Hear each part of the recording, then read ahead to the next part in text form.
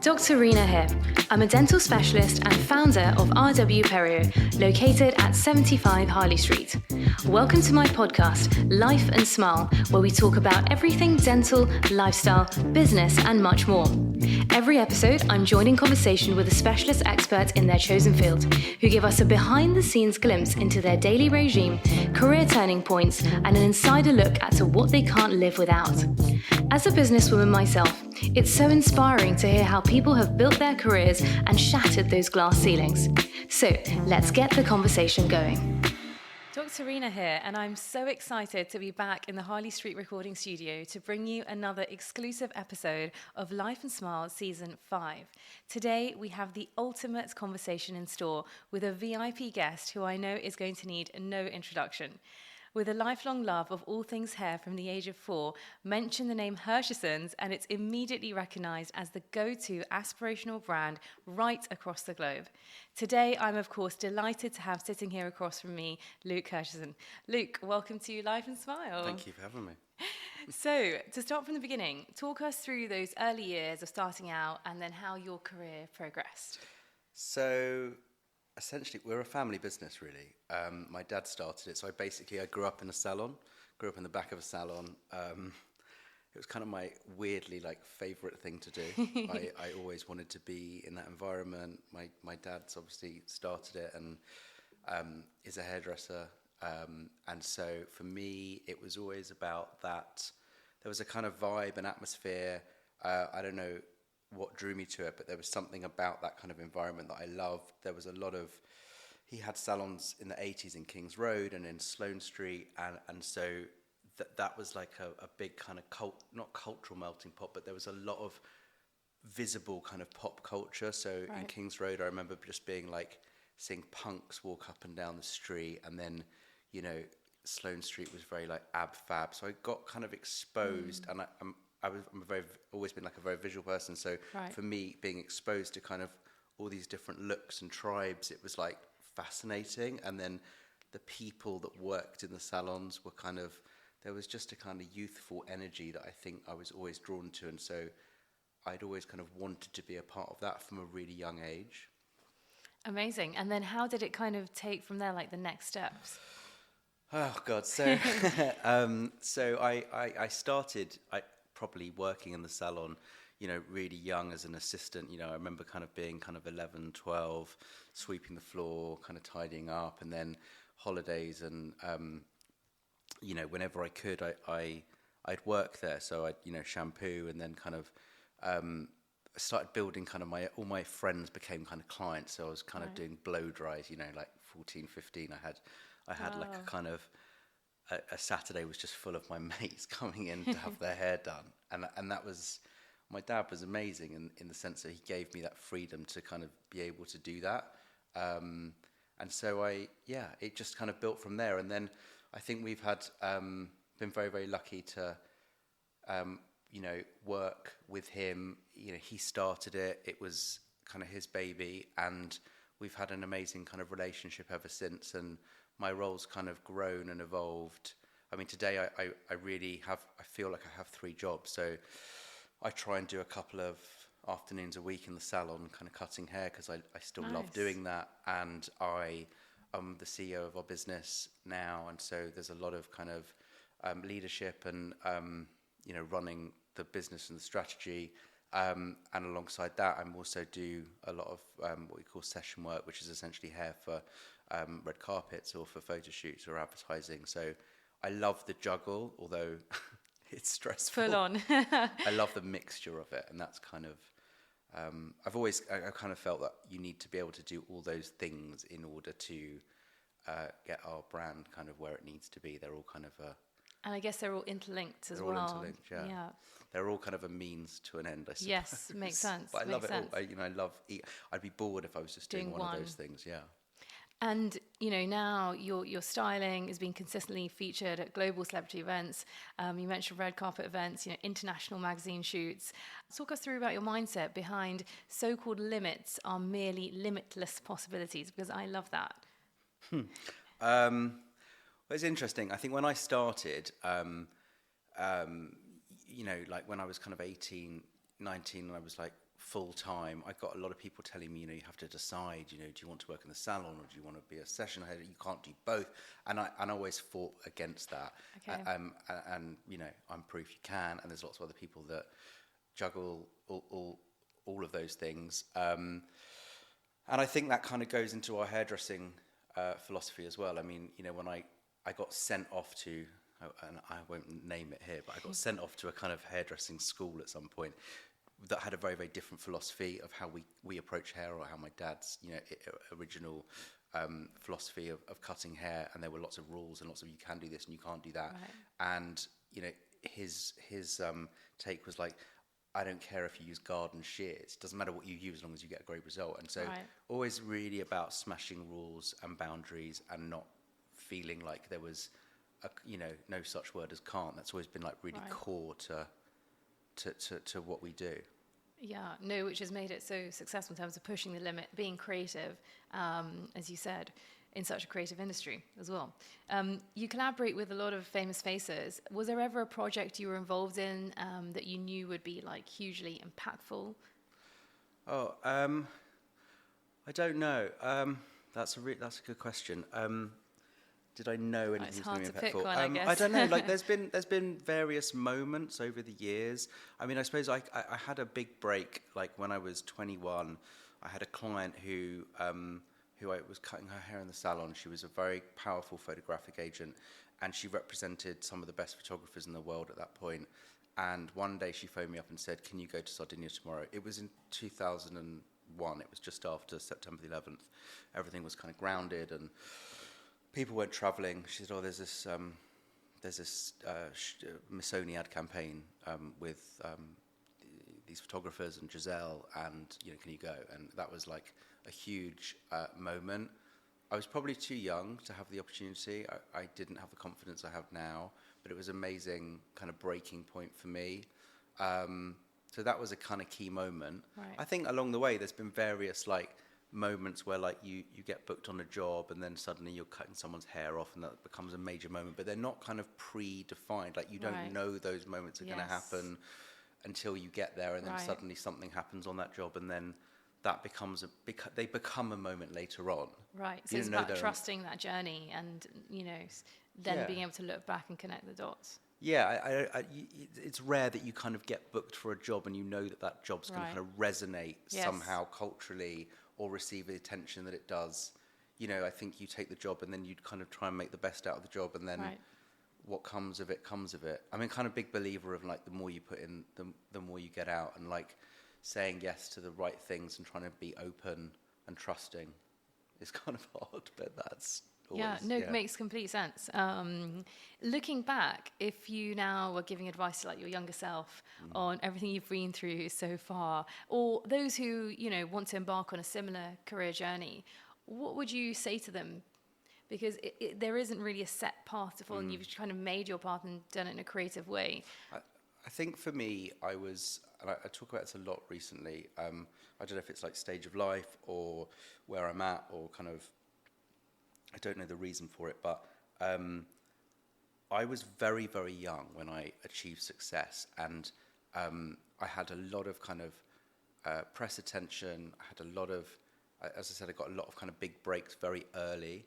I don't quite know why I got them, and I actually think in hindsight, I was too young. Like, I think there's this, it's a good thing in London, people find young, new talent and then push them really quickly, and that's great for kind of being able to break through. I think London's kind of different to other cities where that kind of risk of taking a risk on kind of someone young and thrusting them into a limelight happens. I don't think it happens so much in other cities. Right. And so I got a lot of attention very early, but I actually didn't necessarily have all the skills at that point to be able to handle it. My confidence wasn't great.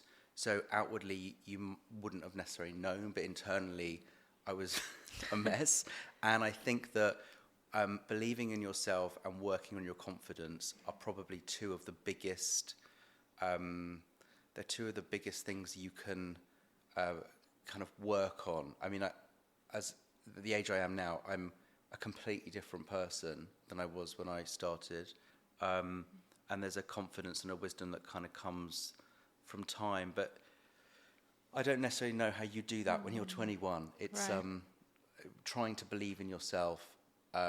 Also, I worked in a part of fashion at that point that I think I look back on actually is kind of quite toxic. There's a lot of kind of bullying, but it's not seen as that. And only when you look back now, and I talked about it with lots of like makeup artists and other hairdressers, and actually like, God, it was pretty awful, like how people behaved, and I think probably still do.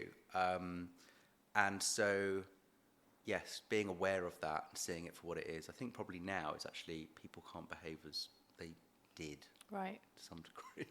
So it's kind of building that confidence in yourself, and almost like that inner confidence. You also don't want to be overconfident. So I guess it's because really, people used to think I was really cocky and arrogant. That was the irony of it, because actually inside I was basically a mess. It's interesting when you reflect back.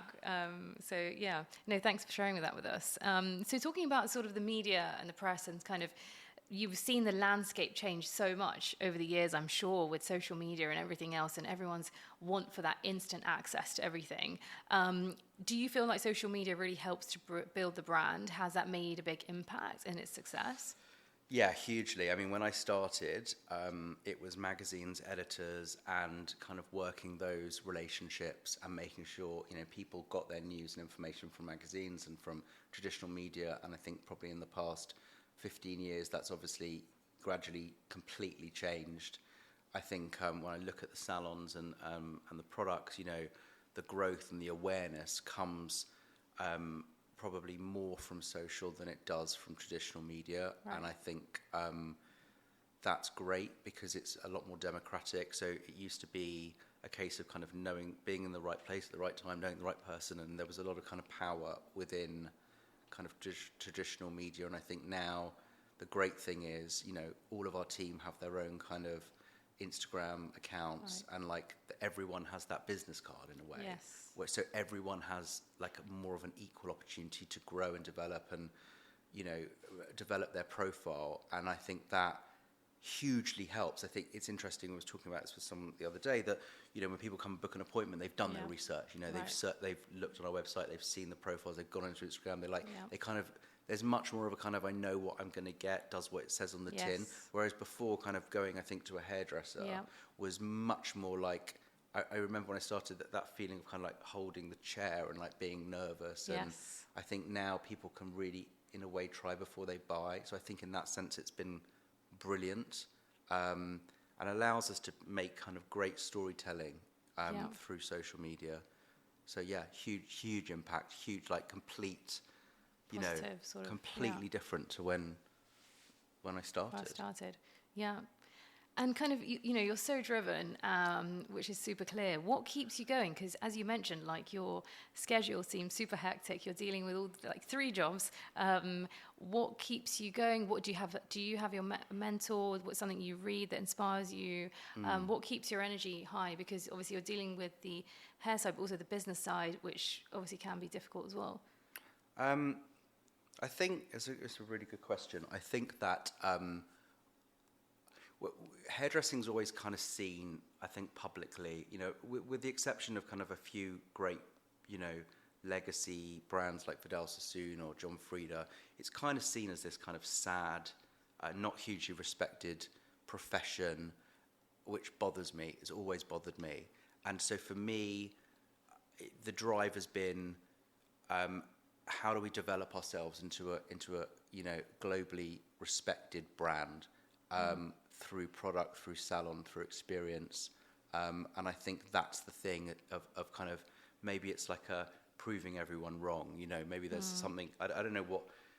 For me, it's like that's the goal, is like to create a brand that is as well thought of as a great fashion brand or a great restaurant brand, or right. Why can't hairdressing have the same kind of respect? And I think that's the thing that keeps me going, because I think that we've done things along the way that have always been trying to kind of champion newness and innovation and constantly looking to challenge the status quo. And for me, that's the driver, is trying to find a kind of newfound respect for it in a way.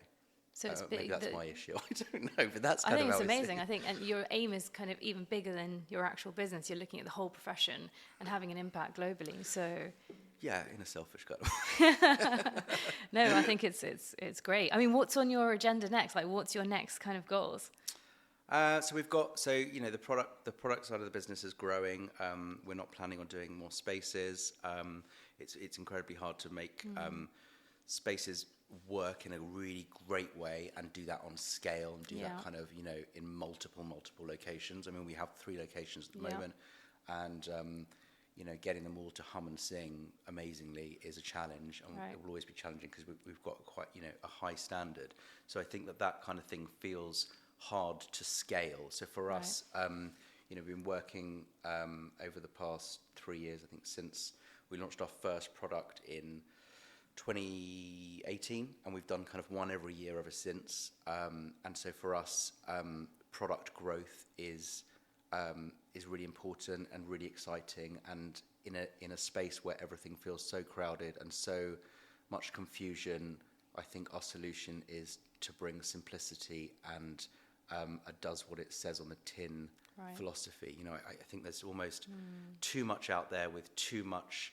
There's too many offers, there's too many products, there's too much confusion, people don't know what to buy. Yeah. And so for us, it's like, and I know it sounds ironic, we're bringing even more out, but actually what we're doing is making it very measured and very singular, and so that each product has multiple uses, but is just, I'm a big believer in decluttering. I'm a kind of massively OCD. I don't like mess. So for me, it's like have one thing that does lots of things really well. Yes. Don't have millions of products. You don't need, it's all a bit too unnecessary. And I see big brands produce newness just for the sake of newness, and that really grates on me. I hate that. So for us, it's about delivering great product that people really need, that there's a real reason for it to exist in the first place. Otherwise, don't bother. Like I, in a way, never do a hairspray because I don't believe anyone can beat Elnet. Like, and I've always said that. Like it's, do what we can really make a difference with.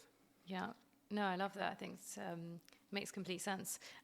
You described like your 3 roles. Do you have like a typical working week? Like, do you divide or is it just every day is very different? I start with the typical week and then it doesn't really happen. So, I try and get to the gym 3 times. I try and cut hair twice a week. Yeah. And I try and check in with like the 5 people in my team that I need to check in with each week.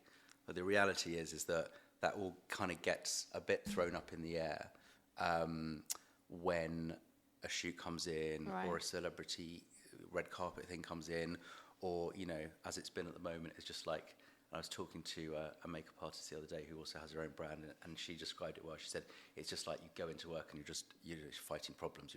It's big or small problems, you're just trying to deal with the problem. So, at the moment, we're coming up to Christmas and Black Friday, and we're dealing with numerous problems around bringing goods in from where they come in from, and it feels like you're just firefighting, and I think that's...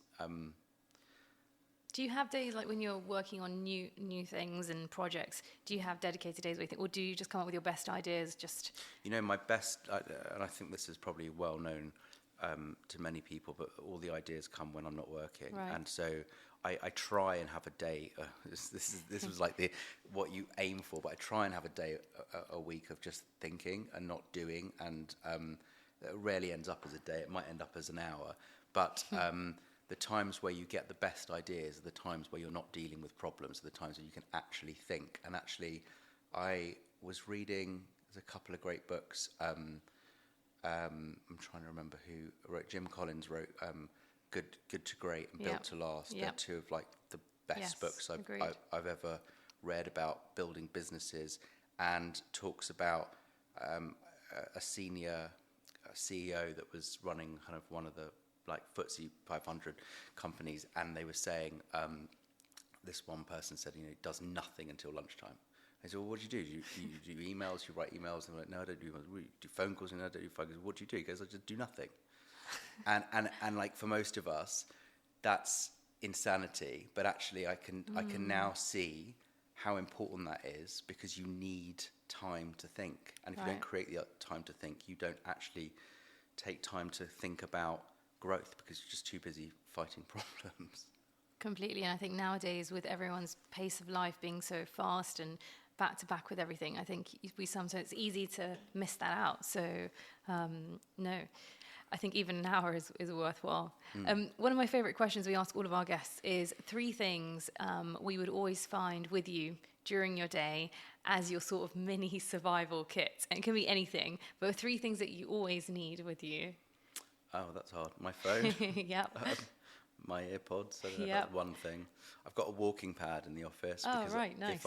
if I sit on Zooms, and Zoom's like a thing that came like since COVID, right? So Yes. you used to pace up and down on the phone Yes. because no one would do video calls, and you would move, right? Yeah. And so this whole thing of sitting down doing Zoom calls is like super unhealthy. Yeah. So I've got a walking pad, and then a computer, and I walk when I'm doing calls, because like Nice. otherwise I can't get my steps in, and I think it's realizing how unhealthy that is. What else?